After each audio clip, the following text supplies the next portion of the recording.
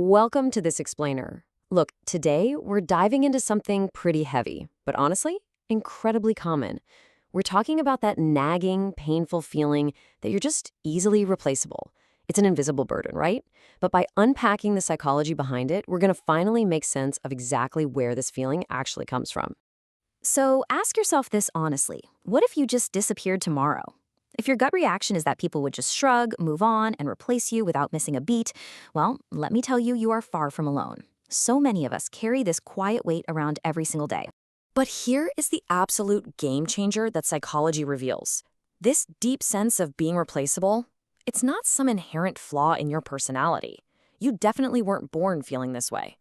It's actually a learned psychological phenomenon. And hey, because it's learned, that means we can actively untangle it. Let's trace this back to part one, where it all begins. This feeling usually stems from your early childhood experiences, playing out in a pretty specific step-by-step progression. Think about it. If your emotions were consistently ignored, or the care you received was inconsistent growing up, your developing brain had to make sense of that environment somehow, so it internalized one very specific, very painful lesson. I guess I'm just not that important. And ultimately, that belief solidifies into what psychologists call insecure attachment. Now, insecure attachment is basically a relational baseline that forms when you're young. But here's the kicker. It doesn't just stay in childhood. No, it quietly packs its bags and follows you right into adulthood. It becomes the literal lens through which you perceive your own value in every single relationship you have today. Which leads us to part two, a mind-predicting loss. See, having that insecure baseline creates a really powerful cognitive bias. Your brain is literally working overtime to confirm what it already deeply believes. Take a simple delayed text message, for example. A secure brain thinks, oh, they're probably just busy. But with this cognitive bias, your brain mistakes that late reply as rock-solid proof of abandonment.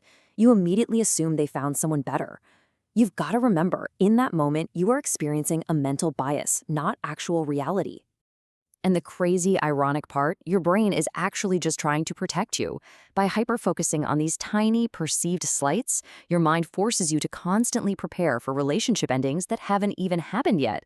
It is an absolutely exhausting defense mechanism, just endlessly bracing for an impact that might never actually come. So, let's look at part three, the trap of comparison. This builds into the totally exhausting habit of social comparison. You look around at others, and your default thought goes straight to, well, they're obviously better than me. This habit forces you into a brutal mental hierarchy where you constantly put yourself dead last.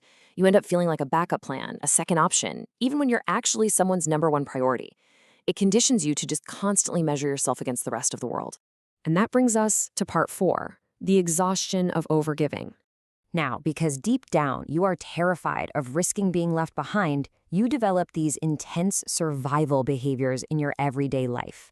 Basically, you start hiding your true needs so you aren't seen as a burden.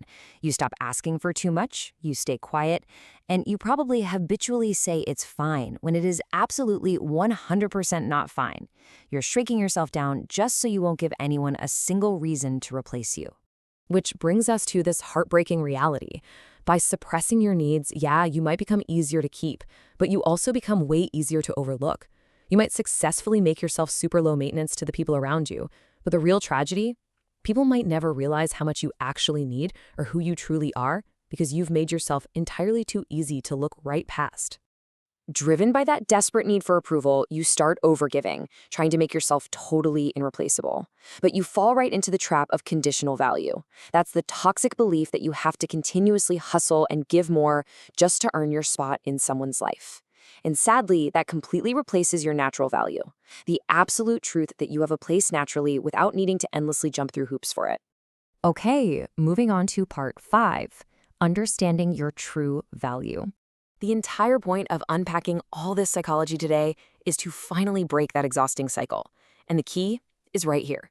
Stop measuring yourself against others or against some totally impossible standard of being irreplaceable. Instead, you've got to start understanding yourself.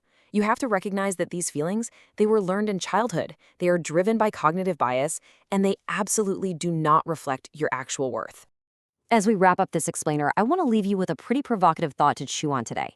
Take a good look at your relationships right now and ask yourself, are you exhausting yourself by constantly measuring your worth instead of simply understanding it? Breaking this whole cycle really just starts with recognizing that you don't have to endlessly earn your right to be here. Thanks for tuning into this explainer, and I genuinely hope this helps you see your own inherent value just a little bit clearer.